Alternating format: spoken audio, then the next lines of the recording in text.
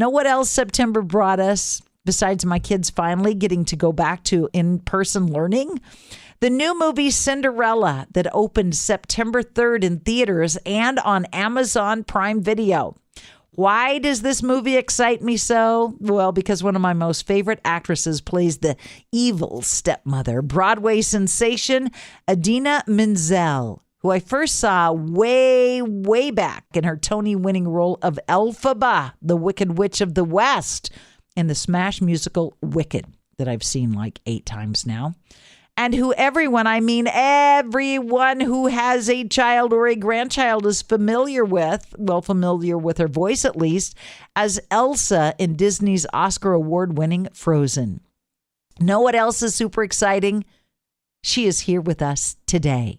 I can't wait to get caught up with her and all that she's been up to right after I give proper credit to another outstanding performer, one of the sponsors of this podcast episode. I believe everyone has the power to change the world. That's what Mercy Ships is doing through the generosity of volunteers and donors. They create floating hospitals that travel to some of the poorest countries on earth to provide free, life-changing surgeries. Visit mercyships.org/love to see how you can change the world by being a part of all the beautiful work they do. That's mercyships.org/love. Hello, Idina. Hi, guys. I have a co-host with me in the studio. This is Delilah Jr. Hi, Delilah Jr. If her plan went through, she would be in her first day of school today, but some paperwork was missing. And so instead, she got to come home and she gets to meet and talk with Idina. I don't know if you remember, we had lunch together many, many moons ago, and my daughter Shayla came, who was at that time your biggest fan. Yeah, and I remember. I had taken her to see you in Wicked. And now Delilah is your biggest fan, and she has not yet got to see your new movie. Aww. And then we'll get to watch the movie later on Yeah, today. the movie's great. It's fun. So Idina Menzel, what have you done? What have you been doing during the COVID shutdown? You've been busy. I've been busier probably than I would have thought during a pandemic. Cinderella happened, and then I came home for what was going to be a 2-week break to see my family, and then didn't go back for months because of COVID. And then that one little, kind of dipped down the numbers. They got it. They had figured out how to be safe on set and got us back in, and we finished the film. The film Cinderella. And then a couple months go by, and then I just finished Enchanted. Yeah, so I've been busy and making music, but mostly, the pandemic for me was a silver lining in that I got to be home more and go to my son's basketball practices and just be a mom and a wife and hang out at home. And I would like to say that I learned how to cook like everybody does, but I didn't.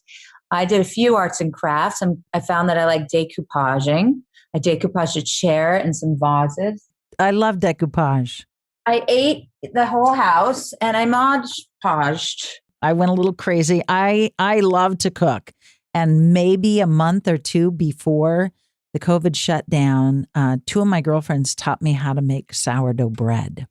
And one shared a starter that's like 50 years old.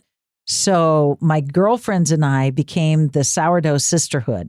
And Nice. We shared the same starter. It has a name, and we became the sourdough sisterhood.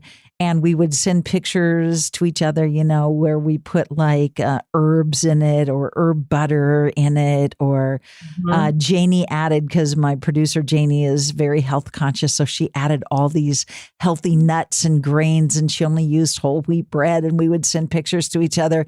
And then I noticed as the year went on, the picture of me holding the bread loaf was the same size, but your ass got bigger? Yeah. I was growing like with each picture, and I'm like, shoot, should I edit these? Like, should I use the body shaping thing and get rid of that sourdough middle that I've created? So it was a wonderful experience, but boy, now I'm trying to walk 10,000 steps a day to trim. I hear you. Trim down the sourdough. It was liberating for a minute, though, wasn't it? Just to kind of just eat whatever, not worry about having to be on camera or public in some way, and just enjoy. And it was great until I realized I had to get back into my corset for Cinderella. And then that will be so humiliating if they have to extend the corset an inch. Redo so the I costume. got on the Peloton at that point, started trying to work off my sour bread. Well, I haven't gotten back up. I haven't done a speaking tour or anything since this hit, but I am doing my 10,000 steps a day, or I'm trying to anyway. So you finished Cinderella. I did a commercial for it a couple of weeks ago, and I haven't had a chance to watch it because I want to watch it with the kids. But tell me about that. Yeah, it's really joyous, honestly. The music and the arrangements and she's not a wimp, I hear. She's not waiting for the prince to save her so she can have a good life. Yeah, it's very modern. It's a modern take on Cinderella, and it's good. I think that, we have to, they say these stories are timeless, but sometimes they don't always stand the test of time, where they need a little recalibrating. And we need to look at them as a society and just adjust them a lot. Mm-hmm. I have had a very hard time as a mother with 8 girls, exposing them to Disney princesses who are waiting for their knight in shining armor or their Prince Charming to kiss them and wake them up or whatever, because I'm like, that's not real life. I know. That's why I feel lucky that I'm Elsa and Frozen, because I think that Disney team that created Frozen was really trying to be responsible and held accountable in that way. And that was all about the 2 sisters falling in love with one another, really, and being there for each other. And so I think that there's a trend to really do the work there. And in Cinderella, it's really about a woman not compromising herself and not settling and having a vision of what she wants in life. And also it's a really nice role model for young men to see, because the man she chooses is actually very supportive of her and wants her to be her best self. Wouldn't that be nice if we could always give that message, and that our young daughters receive that message that, you know what, you can make it on your own if you choose to have a Prince Charming in your life. Make sure he loves you for you. Yeah, it's just, that's how I feel with my husband now. I just feel like he sees me. He sees me for who I am and with all my imperfections, but he also sees them as being my strengths and what makes me special. And so he's a good example for my son, and to see the way that he treats me with that kind of respect, and for my son to see the way I treat myself and the characters I play. And that I feel a lot of guilt as a working woman when I leave my son, or I'm busy for the day, or, can't be at every practice or game. But he's also seeing that his mom does what she loves to do and what she's passionate about for a living. Does he have any clue how amazing I am? Amazing and slapped and hot Idina that you are. Slapped. That's right. Slapped. How you drip with awesomeness. Thank you. I think he does. I think depending on the day, he plays it off, but he's very proud. He will. It all comes down to this one time where the teacher called me and said he was in music class, and she asked everyone to raise their hand and tell who their favorite singer was. And he said, my mom. So I think about that every time he screams at me when I'm singing something in the shower and tells me it's too loud and annoying. I take myself back to that music class, and I remind myself that deep down he's very proud. And he's also probably going to use it to get some of the girls one day. Of course he is. I'll say he actually really likes this movie because he likes that I'm kind of playing, the nemesis. He likes that the music I'm singing, this original song I have in the movie that I co-wrote called Dream Girl, is really, as he would say, badass. And he wants me to rock more, I think. So he's excited by that. Very cool. That is awesome. So Cinderella out now, available to anybody. Yeah, is it? It's out now, or it's on Amazon, or you can go to certain theaters and see it. I have to say, it's pretty awesome to see it on a big screen. We're all assuming that we've just we don't need it anymore and we're home. But one day it would really be nice if we could all safely get back into a theater, because I got to see it outdoors on a big screen, and it's just luminous and fun. And Let's do that. Let's do an outdoor I mean, movie you night. probably see more of my smile lines. Oh, you're so beautiful. But it's good because the music and the dancing and the beat, all the tracks are really, when you have great sound, it's just a different story. A completely different story. Somebody once said to me, you can get up and pause and go to the bathroom, or if something emotionally makes you feel a little uncomfortable, you can stop it. Whereas when you're in a theater, you have to sit with what the creators were doing and whatever that makes you feel. And I think that's the lost art here a little bit, is that my husband gets up 12 times to pee in the middle of an emotional movie. And where are you going? Where are you going, honey? Where? Yeah, I'm going to make popcorn. I'm going to this. I'm like, but this is not how it was intended for you to see. Well, it's depressing. I know. We sit in it for a minute. Yeah, feel the feelings. It's okay. Embrace the feelings. Yeah, if a movie doesn't have like 3 car explosions in it and at least, 2 or 3 bad guys and a chase, my husband isn't interested. Unless it's Princess Bride. Princess Bride, it's true. That's a great movie. Yeah. Well, I'm pretty evil, except then you learn what makes me tick in this movie, which is why I love it a lot, because she's not just an archetype. She's definitely has levels and pain and human experience that you get to see. Like Elphaba. Yeah, I guess I'm drawn to those characters, those misunderstood, powerful women that have to take their anger out by, and their anger is frowned upon, their rage, their power. It becomes scary as opposed to becoming powerful and beautiful. And so this is a different angle on that, but all stemming from the same place of women with strong talent and passion and strong feelings that temper them and bring them and suppress them. And then it comes out in different ways. And so I think it's important for everyone to keep reminding themselves that the whole point is to step into other people's footsteps, and find that empathy. I mean, that's, I think, why I like being a performer, because I'm always asked to do that. But I think as human beings, before we judge someone, it's important to kind of think about, what was their experience? Maybe why are they acting this way? I'm having so much fun getting caught up with you today, Idina. Can we pause for just a second and let one of my podcast sponsors take a bow? The show must go on, but without these sponsors, none of this would be possible. This podcast is sponsored by BetterHelp, a company set up to help people. It's not a crisis line or self-help group, but a group of professionals who provide counseling that's done securely online. They make it possible for you to talk with them from the comfort of your own home or office. You don't have to limit yourself to counselors near you, and it's much more affordable than traditional counseling with financial aid available. BetterHelp matches you with licensed professionals that specialize in everything from depression to stress, family conflict, trauma, grief, to self-esteem, and much more. Everything is confidential, and it's easy to make appointments via video or phone. They can help you start living a happier life today. Receive 10% off your first month by visiting betterhelp.com/lovesomeone. That's BETTERHELP.com/lovesomeone. Over 1 million people have taken charge of their mental health with BetterHelp. So it's confession session, something I do on my radio show often, where I ask people tough questions, and you can pass. That's fine.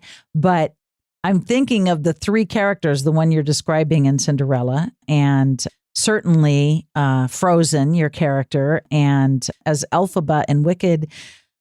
And you just touched on how often when we are strong, when we are talented, when we are driven, we're painted as biatches or difficult or unmanageable, where if a guy is talented and driven, he's the head of the company. He's the best thing ever. He can take over the world. He can run these major corporations and have a race to space with his other multi-billionaire buddies. Yeah. So when in your personal life, in your real life, off screen, has there been a moment, and I know there's probably been many, where you were made to feel like you should be less than who you are. There was a scene in Amadeus Mozart where the guy who had commissioned the Requiem or whatever said, there's too many notes. And Mozart's like, what do you mean there's too many? Take some out. Get rid of some of it. Is there a time that you can share where somebody made you feel like who you are, your talent, your personality, your beauty, your strength, your features that are like, you're beautiful? Thank you. But was there a time where, I remember a specific time when somebody tried to change my name, and this is my birth name. And they're like, no, you can't go by Delilah. It sounds too made up. Yeah. I'm thinking of several things. And you don't have to name names. I'm not asking you to hurt anybody. I never want to hurt anybody on this show. But I think of my Wicked experience, but the person that was most at fault for the way I felt was honestly myself. I allowed myself to feel insubordinate and like undeserving. My insecurity was so high, I was going to get fired in every incarnation of the workshops and different things of Wicked. And I so adored and revered Kristen Chenoweth's process and how she really was such a pro, and she seemed like the character to me. She was so perfect. And every time she said her line, everyone laughed. And I was just really feeling like not feeling wicked at all. And so that became like a self-fulfilling prophecy, because the more I tried to fake it, I just felt worse and worse about myself.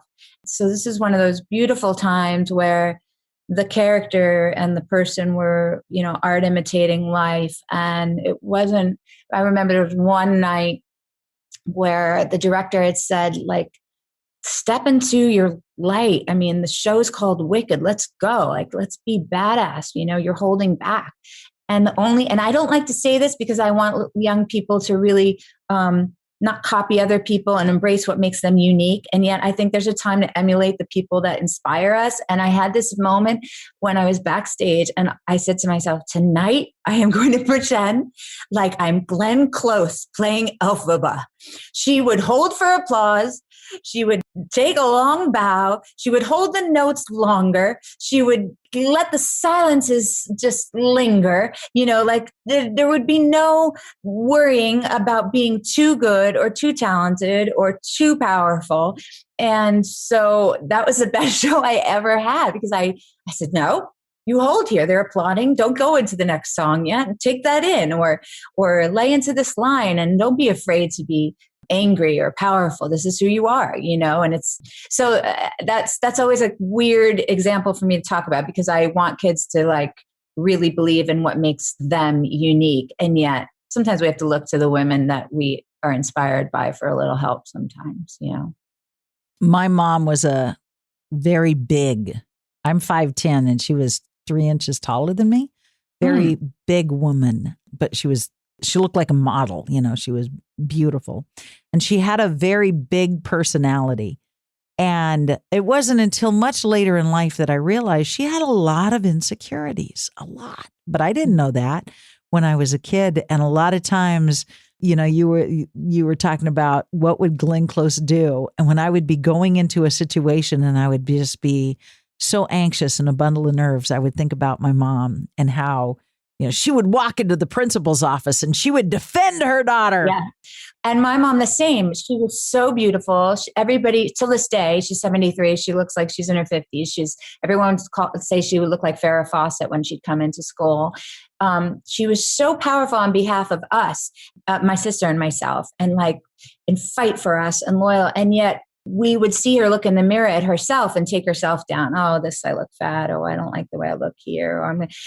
And so I realized as a parent that no matter what, you have to be an example. You can't, because the kids are watching what you do. And no matter how much you said, you're beautiful girls and you're talented, it didn't matter. I inhabited the part of her that saw a beautiful woman in the mirror and then was disparaging to herself. So it's important as parents that we sort of fake it. till you make it. Fake it till you make That's it. my motto. Fake it till you make it. Well, if you're faking it till you make it, you're doing a damn good job because you're Oh, amazing. thank you. You're amazing.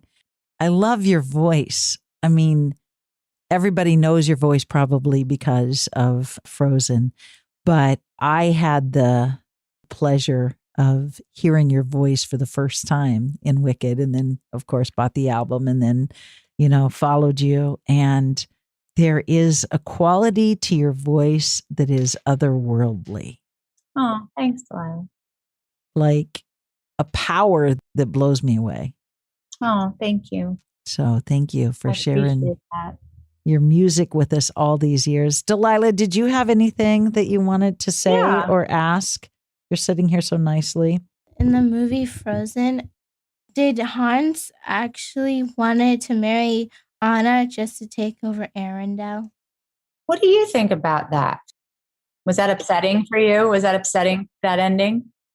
Yeah, I didn't like how he wanted to take over your castle. Yeah, he was so deceiving, wasn't he? Mm-hmm. I know. And it was a surprise because we all believed he really loved her, right?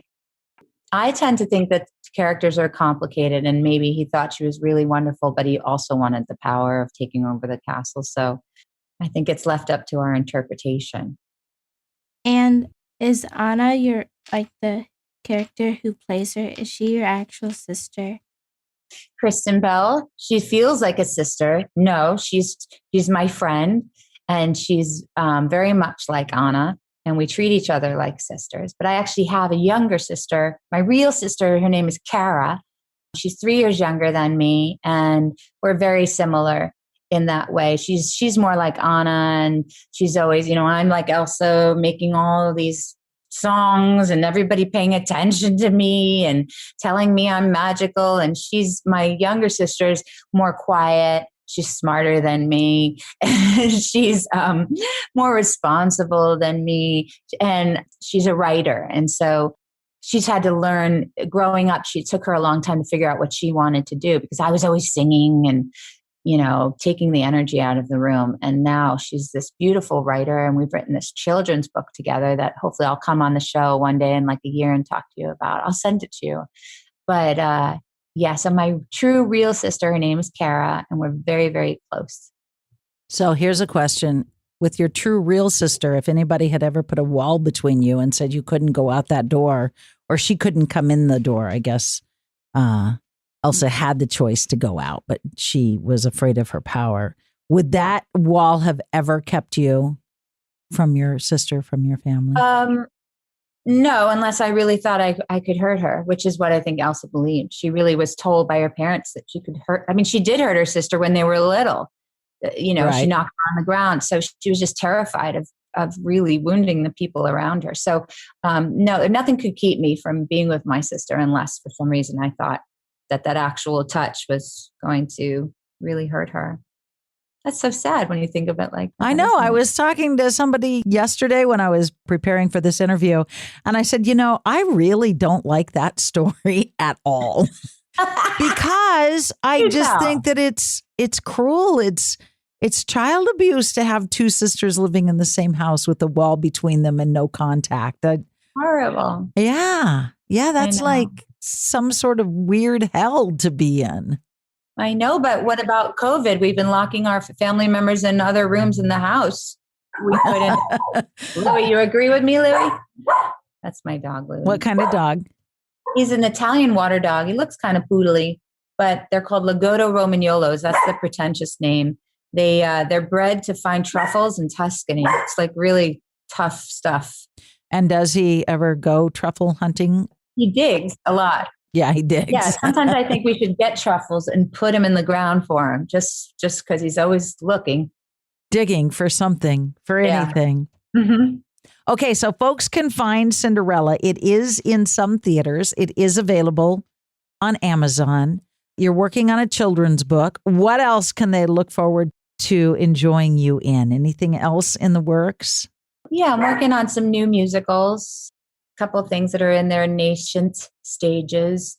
But that's my happy place. I love to be involved in the early stages. And work with new young composers and writers. And then, an album. I'm working on some music. And an album. I've written a dozen or so songs, Yeah, just a few songs. The video to Dream Girl, that's the song in the movie, I did a remix with Nile Rodgers.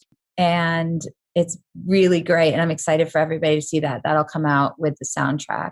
And we did Enchanted. We finished that up. And I don't know. We'll see. I like when I see nothing in the calendar for a minute. And it means I just drive Walker to school in the morning and I pick him up from school and I'm around for homework. And, I can order in food because I'm not a cook, but at least I can send you some sourdough. Please. We went when we were in Ireland. Sourdough was all the rage. Ireland, so they make good. Yummy sourdough. I make the sourdough and then we slice it and butter it and then pan fry it like a steak and then put Parmesan cheese or, some kind of hard cheese on top. Hey, look, Delilah, I know your mommy, maybe she forgot a form today, but I'm really relieved and happy that whatever mistake she made this morning happened so that we could see each other and get to meet each other, and parents, we have to remember a lot of things these days. So just give her a break. Okay. Thank you for that. Yes. Me and my niece, we did a play about Frozen. Fun. We went in the backyard for a barbecue and Delilah and my granddaughter performed songs from Frozen. And I had made costumes for them. You did? What was your favorite moment, Delilah? Probably Love is an Open Door. Yeah. I was Anna and Harper was Elsa.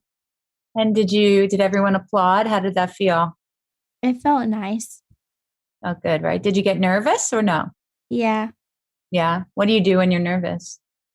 She giggles. She giggles. Yeah. But you pushed through it and you did it. Mm-hmm. Yeah. Well, I wish I was there. You can send me a video. I can send you the video. We have the video. I was so proud of them because a lot of people have the desire in their heart to step up and do something. And then they let fear win That's what out. I was saying. She pushed through her nerves and she did. She did. Yeah. Aren't you so proud of yourself after that? Yes. Yeah. I was really proud of her. I still get nervous every time I have to get up and sing. What happens to you when you get nervous? I always have to pee. Yeah, I have to pee many times. And then I start to freak out that I'm going to forget the lyrics. So then I tell myself, stop it. Just sing the song to your son. Sing the song to your son. That's all that matters. So I do things like that. Sometimes I do mess up and forget the lyrics. And then I tell everyone, I just messed up and I'm going to take that back and start again. And I find that the audience really likes that, to see that you're human and fallible. So I've learned that to lean into my mistakes, but that takes a minute to trust in. It's scary. But yeah, what else? I get dry mouth sometimes. Well, thank you for this time. Thank you for spending time with us. I think we're going to have a Cinderella party. Oh, great. Yeah. Yeah, get a nice big screen. Send me videos of the Frozen play. Okay, I will send that to you. Thank you. All right. Well, love you guys. Thank you. Love you. God bless. See you soon. Bye. Bye-bye. There are talented people, and then there are talented people. The incredible, beautiful Idina Menzel is one of the latter. She's gorgeous. She can sing, she can act, she can write, she can dance, she can spread love and light and joy to people, even when she takes on the role of an evil old crone. If that's not talent, I don't know what is. I'm so thrilled she gave us so much of her time today, and we were able to talk about her work as a writer, a singer, an actress, her work as a mama bear, as a partner, as a sister, as a friend. She's a phenomenal entertainer, and even more, an inspiring role model. Just ask my daughter, Delilah Jr., who truly adores her. Cinderella is out now in theaters and on Amazon Prime Video. Doesn't that sound like a great way to spend a Friday night with your family after a long week of work and school? And if you're looking for some amazing Christmas music for the upcoming holidays, pick up or download her sensational album, Christmas, A Season of Wishes, to add to your playlist.